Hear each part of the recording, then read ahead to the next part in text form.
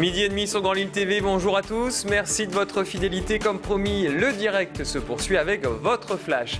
À la une de ce mercredi 14 septembre, nous reviendrons sur le Vélil. Ça se prépare, il doit arriver vendredi dans l'agglomération lilloise. Nous reviendrons également sur ce choc de la Champions League, Lille qui reçoit le CSKA Moscou en football. Et puis nous terminerons avec une visite ministérielle hier à Tourcoing.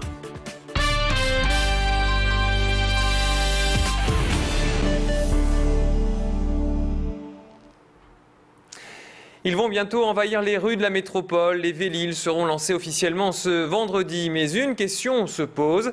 L'agglomération est-elle prête pour cette révolution des deux roues? Nos reporters ont suivi une cycliste invétérée et convaincue, Julie Beaujean. La secrétaire de l'association du droit au vélo est très enthousiaste par l'arrivée des Vélil.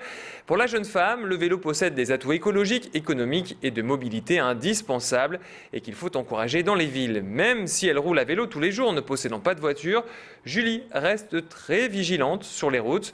Je vous propose d'écouter ses conseils pour les cyclistes, des conseils recueillis par Macha Grunessen et Bertrand Tang. En face de moi, il y a un vélo qui prend la bande cyclable à l'envers. Bon, il se gare, ça va. Mais ça, c'est des choses à pas faire. Faut vraiment, les bandes cyclables ont un sens, mais il faut vraiment les prendre dans le bon sens. Donc, il ne faut surtout pas doubler Attention, il y a une voiture qui déboîte, voilà. Il ne faut surtout pas doubler un camion ou un bus par la droite, c'est vraiment très très dangereux. Parce qu'ils ne nous voient pas, ils ont des angles morts très importants. Là, il y a une voiture qui est garée sur la bande cyclable, ça c'est le genre de truc très énervant parce que c'est dangereux pour les cyclistes. Du coup, on est obligé de se déporter sur la voie qui est réservée aux voitures. Et vous les avez vus, les bornes de Vélil ont fleuri un peu partout ces derniers mois. Elles seront alimentées en vélo vendredi dès 5 h du matin et ce toute la matinée.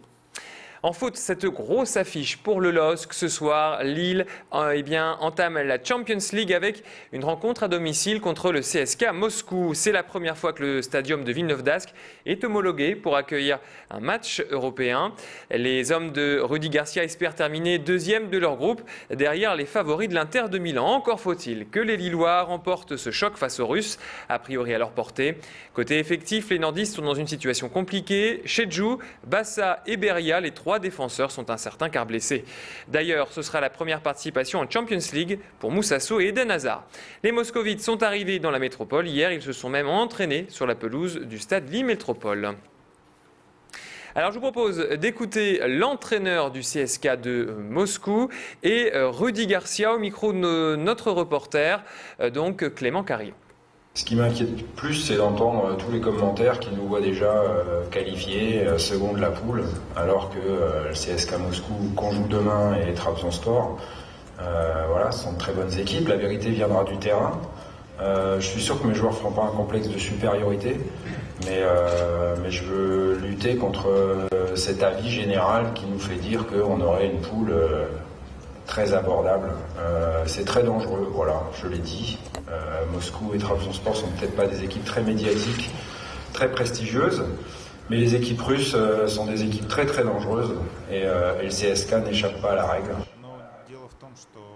Vous posez souvent ce genre de questions concernant l'équipe. Qui sera choisi?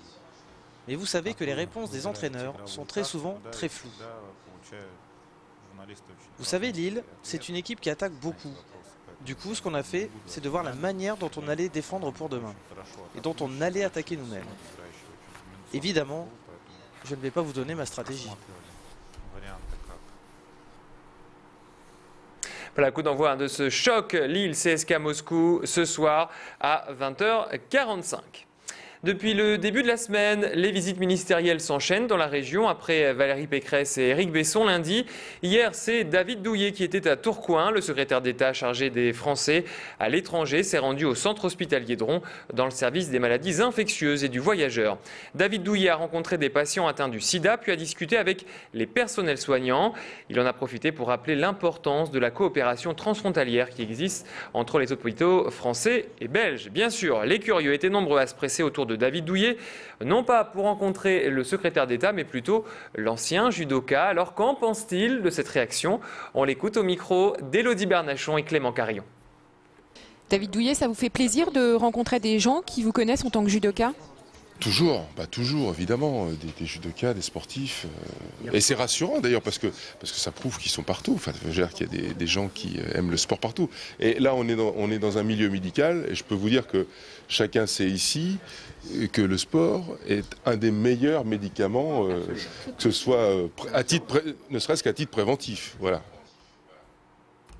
En justice, un Tourquenois jugé pour viol, torture et acte de barbarie envers sa compagne. Son procès s'ouvre aujourd'hui devant la cour d'assises de Douai. Les faits reprochés remontent à janvier 2009. Après une violente dispute, l'homme est accusé d'avoir violé sa compagne, une ancienne prostituée qu'il a rencontrée dans le quartier du Vieux-Lille.